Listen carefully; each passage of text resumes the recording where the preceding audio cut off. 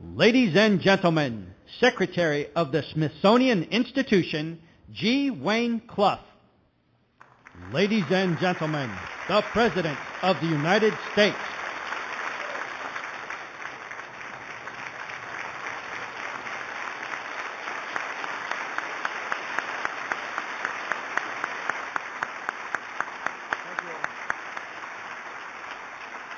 Thank you.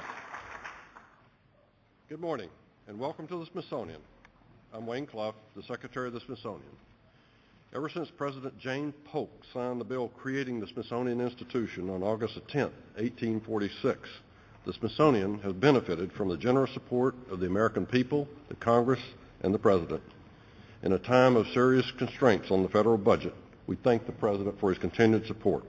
And if I may, Mr. President, the First Lady has been incredibly generous with her time and her talents in support of so many Smithsonian museums and activities. We've been thinking about giving her an officer in the Castle building, an office in the Castle. This morning, all of you will see what the Smithsonian, with the support of the President and Congress, is uniquely capable of offering the American people and visitors from around the world. I don't think it's any exaggeration to say that Sant Ocean Hall will change the way people look at the ocean. And we could not have created this inspiring hall without the help of this administration. Let me add, it's been my personal pleasure to serve President Bush as a member of his Council of Science and Technology Advisors for the past 8 years. Ladies and gentlemen, welcome a true friend of the Smithsonian, the President of the United States.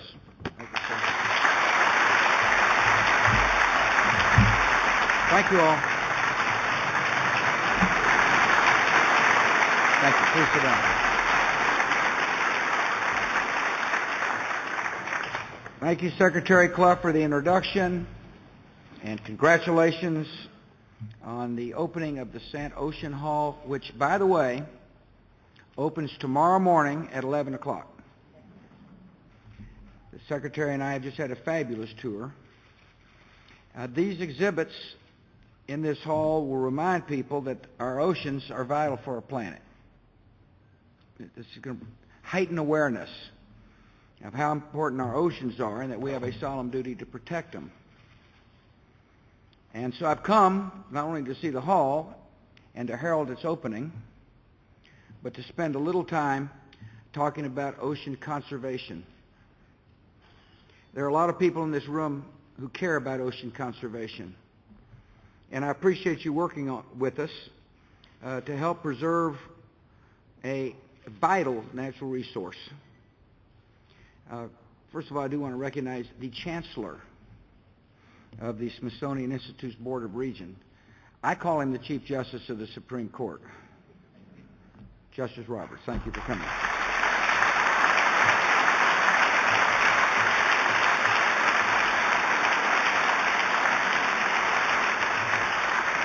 I appreciate very much the Sant family.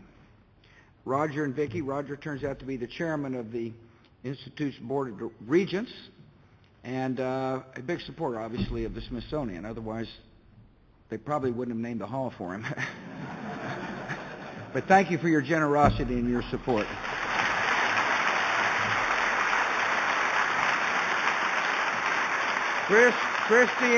Christian Semper is the director of the Smithsonian's Museum of Natural History, and he gave us a tour today, and he's a knowledgeable fellow. He's a biologist, and he will make sure that these exhibits remain relevant for the, for the education of the American people. And I want to thank you, Christian, for your service. I'm proud to be here with a member of my cabinet, Carlos Gutierrez, Department of Commerce, which oversees NOAA, which had something to do with this facility. I want to thank Congresswoman Madeline Bordallo. Oh, there she is. Madeline, good to see you. Thank you for coming. She is from Guam. I appreciate the winners of the National Ocean Art Contest who are here today. That would be you all. Yeah.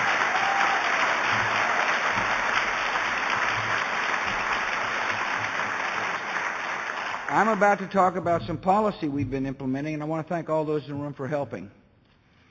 There's a lot of folks around the country and here in Washington who care deeply about the oceans, and many of the organizations that have worked constructively with our administration are here. And I thank you for your efforts.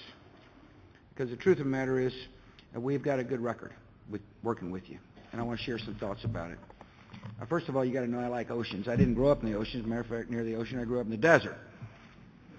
Therefore, it was a pleasant contrast to see the ocean. And I particularly like it when I'm fishing. It turns out I'm not the first president that liked to fish. It turns out the first president really liked to fish. George Washington, I was reading where he one time caught 100,000 herring in a single day. That's either a lot of fish or a lot of fishing. But unlike that, George W., I have not had that kind of luck before. America is a maritime nation. Obviously, the protecting oceans are in our interest. Turns out that commercial and recreational fishing add more than $76 billion to our economy every year. Seaport-related businesses add an estimated $2 trillion in economic activity. I mean, the oceans are important for our economic, as an economic lifeline. They're important to our economy. Seas also offer limitless opportunities for recreation and transportation and education and research. It all adds up to the fact we've got to be good stewards. And so we developed what we've called the Ocean Action Plan. I'm a guy who likes, when people walk into my office, I like to say, what are these specific steps and how are we doing at achieving them? This particular plan started off with 88 different points of action, expectations. We've met 87 of them. When the Senate passes a treaty, we will have met 88 of them. And it's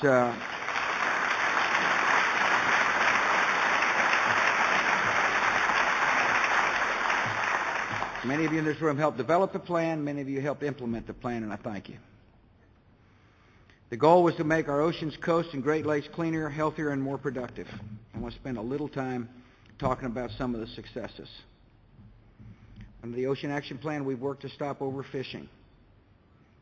Last year, I issued an executive order protecting two of our nation's most popular game fish, striped bass and red drum. I signed important legislation reauthorizing the Magnuson-Stevenson Act, which sets a firm deadline to end overfishing in America by 2011. Many in this hall helped pass that piece of legislation, and I thank you. Thanks to these and other efforts, we are beginning to see good progress toward ending overfishing. At the beginning of my administration, 44 fish stocks were listed as overfished. Today, almost half of these stocks are no longer on the list. That's good news.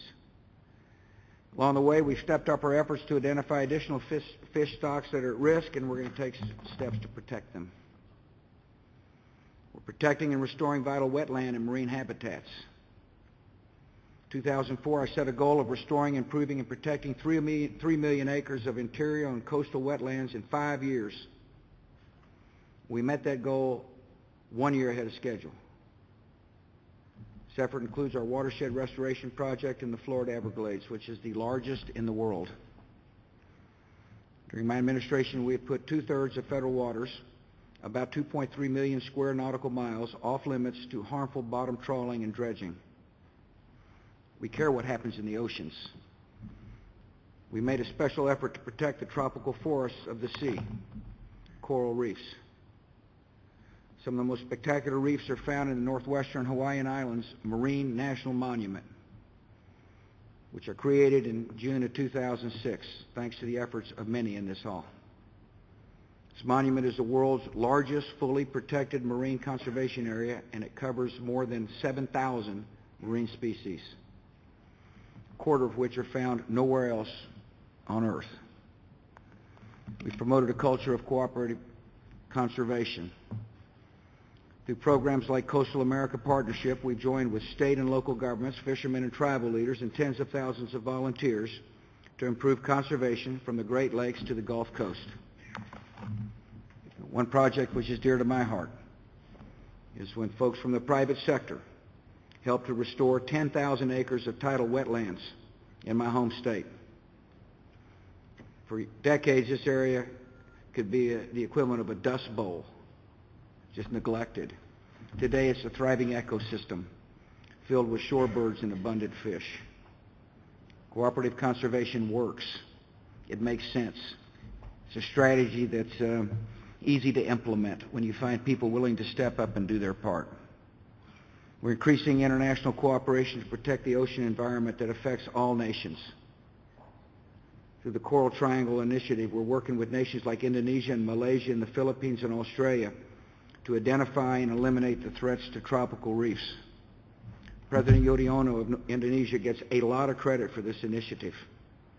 He is bound and determined to protect coral reefs around his nation, and we are bound and determined to help him do so by providing money, strategy, expertise, and encouragement. The United Nations, we succeeded in passing a resolution to help protect fish stocks and marine habitats from destructive fishing practices. A lot of our citizens don't understand what's taking place in parts of the world, but people use dynamite to fish, or they poison the fish stocks in order to net them, or they use destructive bottom trawling. And we're using our influence to stop those kind of practices. We're expanding ocean research. There's more left to learn about the oceans. There's probably more to learn about the oceans than we need to learn about the moon, or that we know about the moon. And so to help unlock these mysteries, we've launched a 10-year ocean research priorities plan. Research supported by the plan is helping to reduce shipping's impact on the environment, improve our understanding of important ocean conditions like red tides, teach us more about the ocean's role in climate change, and improve our ability to protect Americans from natural disasters like hurricanes and tsunamis. We're expanding educational programs to teach citizens more about the oceans. The truth of the matter is there's a knowledge gap between what scientists and biologists understand about oceans and what our citizens understand about it. So we've ensured that teachers and students and the public have access to the most up-to-date marine science. Laura was particularly moved when she went out to the Hawaiian National Monument to learn about the effects of debris. You know, people just dropping stuff all over their boats, and it gets in these currents and kills birds and clogs the ecosystem. She's been very active about educating young and old about the importance of making sure we're wise about not stopping marine debris. The Coastal Ecosystem Learning Center Network is an interesting, innovative idea where the public can learn hands-on about sea life at more than 20 of America's top aquariums. So there will be kiosks in each aquarium that are connected to here as well as around the nation, and people can get information at their fingertips. A great achievement, of course, is this new hall. It's built through a partnership between NOAA and the Smithsonian. It's going to introduce visitors to all kinds of interesting things, prehistoric predators, what life is like around a coral reef, an animated display of the ocean's impact on the global environment. It's worthwhile for our citizens to come here. I think you're going to learn a lot. As part of the exhibit's opening, a half-mile-long mural of ocean art by children from 110 countries will show visitors to the National Mall the beauty of sea life around the world. And, of course, we thank those artists. My favorite exhibit was the 24-foot giant squid. Yes, the squid was brought all the way from Spain as a joint operation between the Navy and the Air Force, appropriately called Operation Calamari. I do want to thank our military for bringing the deal here. It's worth looking at it. Admiral, I don't know if you had anything to do with it, but if you did, it must have been a heck of an operation. And then people are going to come here, and they're going to be amazed to see a 45-foot replica of a female right whale. There are fewer than 400 North Atlantic right whales left in the world. And the model in this hall is inspired by a whale that got tangled in fishing gear but got herself free. She was given the appropriate name of Phoenix. And under the Ocean Action Plan, we've worked hard to protect whales like her. Part of the 88 different actions we've taken was to work on smart whale policy. And people in this room have helped. For example, we now require fishermen to use more whale-friendly gear. Based on a careful study of where right whales and ships are most likely to collide, we rerouted the shipping lanes near Boston Harbor. The action reduced the danger to right whales like the Phoenix by nearly 60%. And there are going to be new regulations that will be coming to be shortly that require ships to slow down as they approach seaports where these whales are likely to be. In all these ways, the Ocean Action Plan is helping to protect our planet's most essential natural resource. Yet, we're going to do more. And so I told people I'm sprinting to the finish. I mean, 4 months, you can actually get a lot done. And so I've asked Secretaries of the Interior, Commerce, and Defense, as well as the CEQ Chairman, to work to find additional areas in the Pacific that can be eligible for federal protection. We will improve our wetlands work by protecting, restoring, and improving an additional 4 million acres. It's important to set clear goals. We have set clear goals in this administration. We have met those goals, and in this case, we're setting a new goal. We will expand the Monterey Bay National Marine Sanctuary to include the Davidson Seamount.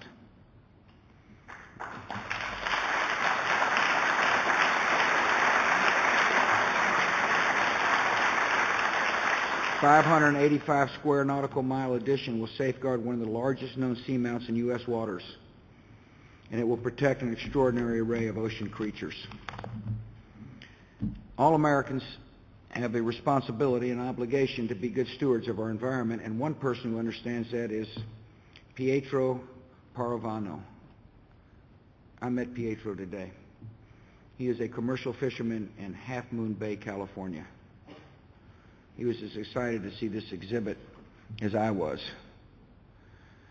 When a project to expand the nearby port of Oakland threatened the bay's fishing grounds, Pietro helped broker an agreement that allowed the expansion of the port while protecting Half Moon Bay. Pietro has continued his cooperative conservation work at the local, state, and federal and international levels. This fisherman has been honored by NOAA and the EPA. He says conservation needs to be everyone's priority because the oceans belong to all Americans. I don't know where you are, Pietro, but somewhere around here. Wherever you are. There he is. Thanks, Pietro.